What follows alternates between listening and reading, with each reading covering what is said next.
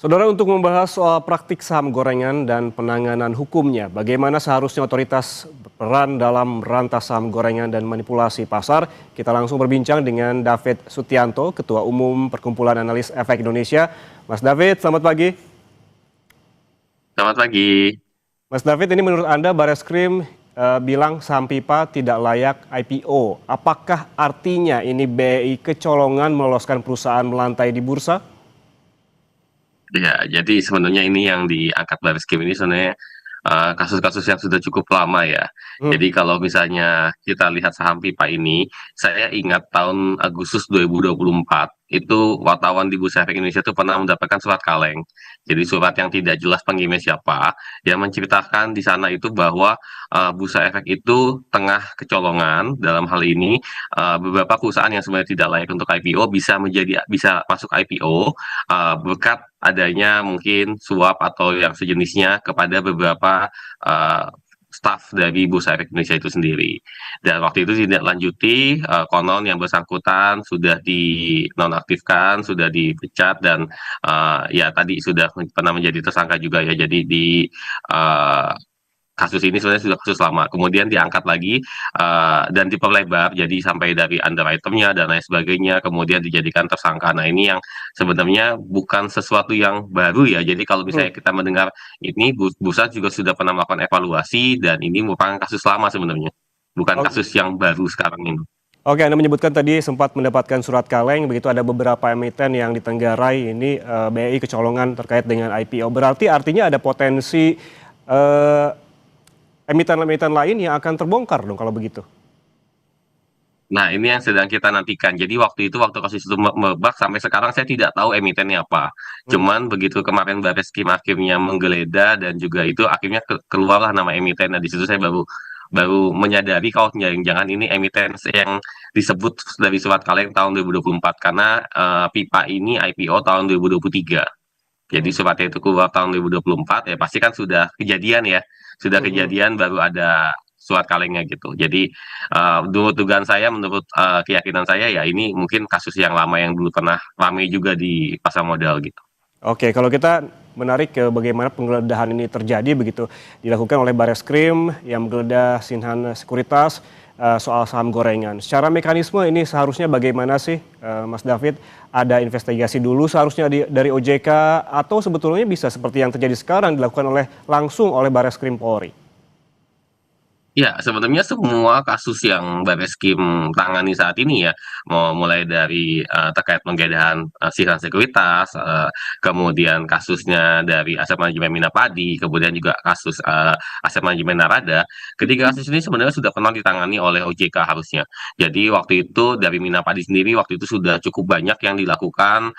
OJK akhirnya mencabut izin usaha Minapadi, masuk ke penyidikan pidana, dan kemudian ya kasusnya saya belum dengar lagi update seperti apa. Nah, Rada juga sama kejadian tahun 2019, ada gagal bayar redemption, kemudian 2020 dicabut izin usahanya, kemudian 2021 sudah mulai ada gugatan hukum dan lain sebagainya dilakukan oleh OJK. Jadi ketiga yang kasus FIFA juga sama ya, yang kasus untuk IPO juga sudah pernah masuk ke ranahnya OJK, akhirnya diputuskan diberhentikan dan lain sebagainya. Jadi ketiga-tiganya sebenarnya bukan kasus baru yang tiba-tiba ditemukan oleh Barreskrim, tapi ini kasus yang lama yang sudah pernah ditangani OJK. Tapi mungkin penanganannya mungkin dianggap belum tuntas karena belum sampai menyentuh ke akar-akarnya. Nah, ini yang mungkin sekarang sedang ditindaklanjuti oleh Barreskrim itu sendiri. Oke, bukan kasus baru, tapi baru ditangani beberapa waktu lalu. Kalau kita melihat bahwa apa yang terjadi di Bursa Efek Indonesia, termasuk yang kemarin ada laporan dari MSCI, ada trading halt dan juga IHSG yang sempat terjun bebas begitu. Apakah artinya penggeledahan sekuritas ini dalam rangka untuk dalam tanda kutip ini merayu MSCI?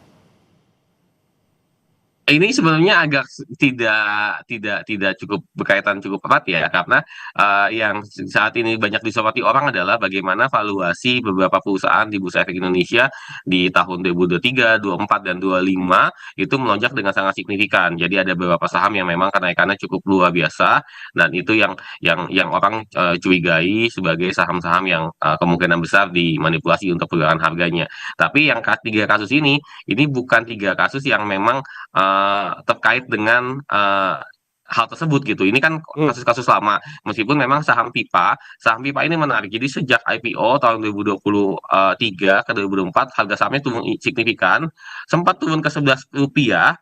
Nah, yang menarik adalah di tahun 2025 ini mulai naik nih dari Rp11, 13 sampai ke level tertinggi itu sempat mencapai harga di 600. Meskipun sekarang balik lagi ke 180-an. Jadi dalam hal ini saham Pipa ini dulu pernah listing, pernah naik sampai ke 300, terus turun hingga ke level angka Rp11. Dari Rp11 di tahun 2005 ini naik naik kembali. Nah, saya nggak tahu nih apakah nanti penyidikannya bisa sampai ke kenaikan di tahun 2025 yang ditenggarai itu sebagai mungkin dianggap sebagai manipulasi pasar ya, Hmm. diduga. Hmm. Nah, atau hanya sampai pada saat proses IPO-nya. Karena kalau proses IPO-nya memang ini sudah pernah ditangani dan sudah waktu itu sudah saya tidak tahu update sampai di mana, tapi sudah pernah ditangani juga oleh OJK gitu. Oke, berarti kita tunggu juga bagaimana hasil dari penyidikan dari Barreskrim Polri, apakah memang IPO-nya ataukah juga memang dalam rentang waktu hingga tahun 2025. Tapi Mas David, ini kalau kita bandingkan peran-peran di negara kita saja, misalkan kita kan ini sekuritas yang menggeledah adalah Barreskrim Polri. Tapi ada muncul pertanyaan, apa kemudian peran OJK dan BEI? Kita bandingkanlah dengan negara-negara lain, misalkan Australia, Singapura. Sebetulnya bagaimana sih tata cara ataupun penanganan kasus saham gorengan ini? Siapa saja yang berperan menangani? Apakah juga ada otoritas? Apakah kerjasama juga dengan polisi dan kejaksaan? Ya, jadi pada prosesnya tentunya kerjasama ya. Cuma dalam hal ini yang mengambil peran utama biasanya selalu otoritas terkait dengan pasar modal maupun otoritas keuangan di negara bersangkutan. Misalnya kayak di Amerika seperti US Securities Exchange Commission, di Australia juga sama, kemudian juga di Singapura juga sama. Jadi hampir semua itu peran utamanya pasti dari regulator di pasar modal itu sendiri. Jadi regulator pasar modal karena ini kan white collar crime. Jadi mereka yang nanti menentukan apakah ini memang ada motif, ada mens rea-nya kalau sekarang gitu karena kata-kata mens rea, ada Hmm. mens rea-nya atau Hmm. tidak untuk melakukan tindak kejahatan. Nah, nanti dari sana mereka kumpulkan bukti, mereka lakukan penyidikan, tentunya bekerja sama juga dengan aparat penegak hukum. Nanti baru mereka limpahkan ke pengadilan. Bisa juga mereka selesaikan sendiri dengan nanti mereka berikan denda, kemudian bisa mereka ban dari industrinya, atau jika diperlukan langkah pidana, nanti mereka akan kerjasama juga dengan uh, aparat penegak hukum. Tapi kalau sampai selesainya didenda atau di ban dari industri, biasanya hanya selesai di mereka gitu. Jadi nanti mereka menentukan nih, apakah perlu sampai di penjara atau hanya cukup dengan denda yang besar atau di ban dari industrinya gitu. Oke, kalau kita melihat peraturan dan juga perundang-undangan yang ada di Indonesia, apakah mekanisme yang sama juga bisa diterapkan atau seharusnya diterapkan di sini?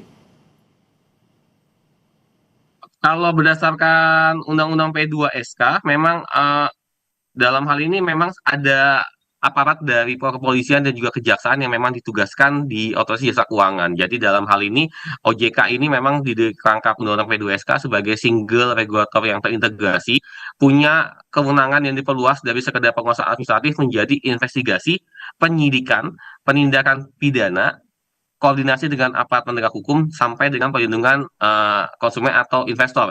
Jadi dalam hal ini nanti OJK ini bisa tidak hanya dulu kan administratif hanya bisa kasih cabut izin dan denda, tapi dalam hal ini bisa menentukan apakah ini pidana atau tidak. Jadi dalam hal ini memang uh, kewenangan OJK itu bisa sampai ke sana. Cuman memang mungkin dalam hal ini karena kewenangan ini tahun 2023 ya untuk dari sesi rules-nya dan kemudian juga ada beberapa hal yang ternyata dirasa belum cukup kuat. Jadi mungkin belum terlalu efektif dan efisien. Tapi kewenangan ini memang harusnya ada di OJK. Jadi OJK ini yang bisa memeriksa dokumen, melakukan audit, kemudian mereka yang juga bisa melihat dari kacamata helikopter view selaku pengawas juga apakah ini memang ada indikasi tindak pidananya atau tidak gitu. Jadi memang OJK bisa melakukan penyidikan, manggil saksi, sisa dokumen, sisa rekening, kemudian di dalamnya juga ada unsur kepolisian dan kejaksaan, sampai nanti melakukan penuntutan itu OJK yang bisa lakukan. Oke, kalau kita kembali lagi ke saham pipa begitu, ini bisa juga sebagai edukasi buat bagi kita dan juga bagi masyarakat. Dalam kasus ini, Mas David, saham pipa kan dianggap tidak memenuhi syarat IPO. Sebetulnya apa saja sih celah yang membuat sebuah emiten ataupun saham ini tak layak kemudian dimanipulasi seolah-olah bisa melantai?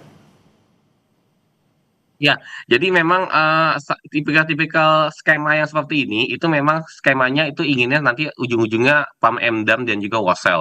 Jadi misalkan saya punya sebuah perusahaan, perusahaan ini katakanlah ya hanya perusahaan sekelas di ruko, kemudian punya aset sekian miliar, kemudian saya coba untuk IPO-kan. Supposed to be harusnya perusahaan yang di IPO-kan itu adalah perusahaan yang memiliki prospek yang jelas, Hmm, ke depannya bisa menguntungkan untuk investor dan lain sebagainya. Tapi kan punya saya kan tidak nih. Nah, tapi saya paksa untuk listing di bursa. Nah, biasanya tipikal perusahaan ini begitu nanti listing di bursa, meskipun asetnya kecil, nanti tiba-tiba harganya bisa naik signifikan. Dari misalkan waktu IPO harganya hanya Rp100, itu bisa naik, bisa sampai ke 600, bisa sampai ke 300 misalkan. Jadi naiknya berkali-kali lipat, bisa 3 kali sampai 10 kali lipat. Nah, begitu nanti naik, pelan-pelan nanti saya akan jual sahamnya. Begitu saya jual sahamnya, harga sahamnya akan turun. Nah, di sana saya akan mendapatkan keuntungan. Jadi memang skemanya ini untuk mendapatkan keuntungan gitu. Jadi, nah ini yang dalam beberapa waktu terakhir ditenggarai ya, diduga cukup banyak yang mode-mode seperti itu karena cukup banyak sekali emiten-emiten yang size-nya cukup kecil sebenarnya, tapi bisa listing di Bursa Efek Indonesia karena waktu itu Bursa Efek memang melonggarkan hmm, berbagai peraturan karena waktu itu mereka memang ingin mengejar jumlah. Jadi hmm. waktu itu KPI mereka itu target mereka itu adalah jumlah perusahaan yang IPO. Nah, ini yang akhirnya sedikit menurunkan kualitasnya ya. Jadi beberapa perusahaan yang mungkin kita debatable ini layak atau tidak bisa IPO menjadi Oke. bisa IPO. Oke, berarti banyak sekali celah yang memang harus diwaspadai baik oleh OJK dan juga BRI terkait dengan saham gorengan ini, terutama pada saat IPO. Terima kasih David Sutianto, Ketua Umum Perkumpulan Analis Efek Indonesia, atas waktunya bersama kami di Kompas Bisnis, Mas. Sehat selalu.